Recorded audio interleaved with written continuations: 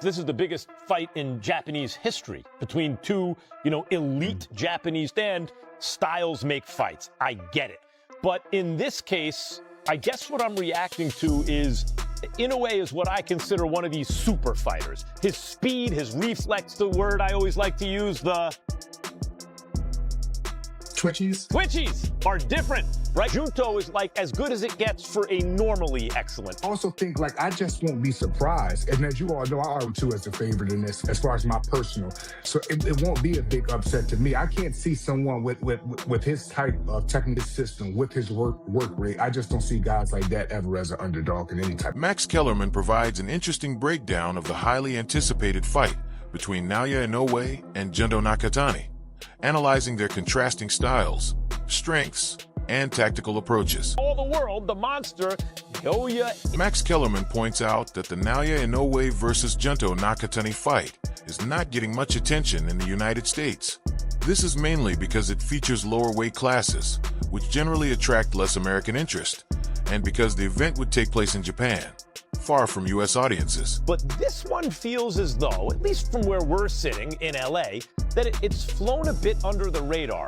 Now, in the first place, it's two tiny division fighters, right? Once you get below lightweight, especially featherweight, the American public has a tendency anyway to think, well, they're kind of tiny guys and be a little less interested. They're both Japanese fighters, and so the fight's taking place halfway around the world from here, and they haven't been marketed in this country the way they've been marketed in Japan for obvious reasons. Max Kellerman notes Naoya Inoue as a strong favorite, priced around 3-to-1 odds, but warns against underestimating Junto Nakatani.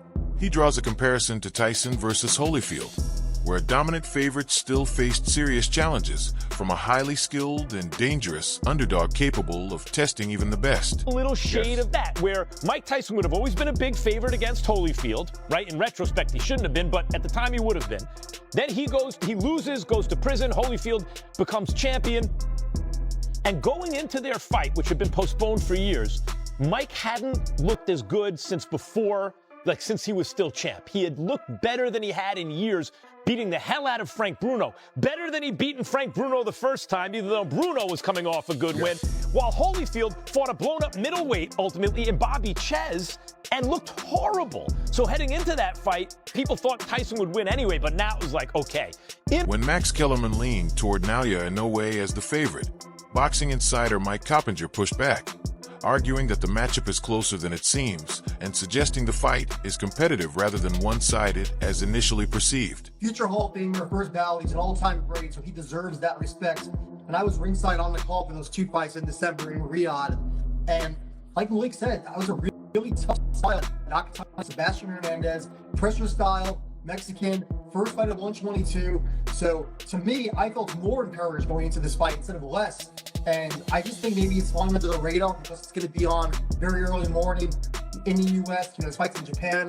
Just this morning they announced, Max, this is a sold-out fight at the Tokyo Dome. Jesse Rodriguez said he respects both Naoya Inoue and Junto Nakatani, calling them elite champions, but slightly favors Inoue due to his speed, power, and experience. He added that he is ready to face the winner anytime, believing the fight is inevitable if he keeps winning. Do you want to maybe say who you favor in that fight between the two? I think Inoue wins the fight, just because he has more experience. He's been in the weight division longer than Nakatani has, so I do favor Inoue, but Nakatani, he does have a chance as well just because he has that kind of one-punch power. Maybe that could be the big fight in your hometown, right? Yeah, hopefully. If not, I don't mind going to Japan either. I love going to Japan. I love That would spending. be cool. Yeah, I love spending time there. So. Oh, so you have traveled there before? Yeah, I've been there. Veteran trainer Joel Diaz also believes Naoya Inoue has too much power and precision for Junto Nakatani, predicting a stoppage victory. He argues that Inoue's timing, body punching, and elite finishing ability will ultimately break Nakatani down and bring the fight to an end before the final bell. I think that one goes. I've been against Inoue twice, and I seen that fighter in person. I mean, I've been in the ring with him. He's fast, he's strong, confident, and I've also been against Nakatani. I've been against Nakatani before with Tito Acosta. I just think that Nakatani will put up a fight, but Inoue will stop it. He's been dropped by a few left hands. Donaire hurt him with a left hand. But he gets up and... Nonito Donaire, a multi-division world champion, described Naoya Inoue as the toughest and most powerful opponent he has ever faced. He highlighted Inoue's explosive punching, accuracy, and relentless pressure, noting that their fights pushed him to his absolute limits and clearly demonstrated Inoue's elite-level greatness. Different story, but at the moment of who I am in this time, I would say Inoue is the toughest that I've faced, or the strongest that I've faced. You mentioned Inoue as probably potentially the best fighter that you faced in your career. What is it about him that gives you that distinction? I think it's like facing the younger me. You know, there's just a lot of similarities in terms of power, explosiveness, and sometimes in Chris Algieri expects Naoya Inoue to win a close, competitive fight against Junto Nakatani, likely by unanimous or majority decision rather than an early knockout. He predicts a tactical battle with momentum shifts, possible knockdowns on both sides, and high-level exchanges driven by both fighters' power, timing, and precision. Because of the experience that he has and who he's done it with, you know, that Fulton destruction was a beautiful thing, and that was all boxing IQ. That was an IQ. That wasn't about speed. That wasn't about power. That was IQ, and he set everything up beautifully with the jab. So, yeah, I'm gonna go Naoya Inoue on IQ as well. All right, it's time for our predictions. Inoue versus Nakatani. So, this is another one that's going to be neck and neck. I'm leaning toward Naoya Inoue because of the experience he has and the level of opponents he's already handled. That Fulton performance was a beautiful, dominant display. Pure boxing IQ. It wasn't just about speed or power. It was about timing, control, and intelligence. He set everything up perfectly behind the jab, breaking his opponent down step by step. So yeah, I'm picking Inoue on boxing IQ as well. All right, it's time for our predictions. Inoue versus Junto Nakatani. I'll go first. I'm putting you on the clock here. Mike? Yes, absolutely, Max. I mean, if you're talking about knocking off the little pound guy, if he does it in fashion, I think you have to put Inoue number one at that point. I mean, obviously, especially when you compare Usyk's going to be fighting Rico Verhoeven, right, a kickboxer, so he's not going to be able to really strengthen his resume, even if he blows out Verhoeven. Whereas if Inoue... Malik Scott suggested that Naoya Inoue should be ranked number one, or right alongside Alexander Usyk, in the pound-for-pound rankings. He argued this based on Inoue's elite level of competition already faced, and the dangerous opponents he is likely to face in the future, strengthening his case as one of boxing's very best. It makes it hard, especially if people are bringing up, what about Caballel? What about obviously Moses Atama? And you're opting instead, or the names you're mentioning, how about this kickboxer? How about Deontay Wilder, who's past his prime? And you're 38 years old? I think what Mike is saying has validity. Where are you with that? I'm with Mike on that totally, especially it doesn't help right now because Usyk is fighting, a kickboxer. He's basically taking a chance with something that, many of us wouldn't even consider a risk with the kickboxer. And then when you turn the page and you look at what Inoue is facing and maybe possibly facing in the future, considering Espinoza, considering Van Rodriguez. Max Kellerman acknowledged that on paper, Naoya Inoue appears to be the bigger, more proven fighter, but he cautioned against oversimplifying his rise through weight classes. Kellerman pointed out that while Inoue has moved up multiple divisions, each jump is only a few pounds, unlike the extreme climb seen in boxing history. He emphasized that Inoue's devastating power may not carry the same dominance at higher weights, especially against naturally bigger opponents. Facing elite fighters like Rafael Espinoza could expose a ceiling in Inoue's abilities, as size, durability, and competition level become increasingly challenging at those higher divisions. Already jumped a bunch of divisions. Right. Now, let's not overstate it. In that weight territory, a division is 4 pounds. So it's not like he moved up the way Pacquiao moved all the way up to junior middleweight. But he has moved up a bunch. He's Mike, nice though, Max. He's nice with his hands, but also he was a devastating puncher until just now. Yes. And now you're asking him to go one more division up to fight a killer in that division. You like Inoue's chances more than Shushu's or Angelo Leo or anyone? I like Inoue. If Naoya Inoue wins, experts suggest that his next move should involve either Jesse Rodriguez or Rafael Espinoza, two opponents viewed as dangerous, high-risk, high-reward matchups that could define his legacy. Both fighters present unique challenges. Rodriguez brings elite speed, skill, and pound-for-pound talent, while Espinoza offers size, pressure, and physicality in a higher weight class. Malik Scott emphasizes that when evaluating a fighter of Inoue's caliber, the focus should only be on elite-level challengers capable of beating him, not just credible contenders. According to Scott, Rodriguez and Espinoza stand out as the only truly meaningful tests. He argues that great fighters should be measured by the toughest possible opposition, and these two represent the most realistic and compelling challenges for Inoue moving forward. Fight Espinoza. No, that's it. Those are the two options, Max. And I want to see Bam first before Inoue moves up.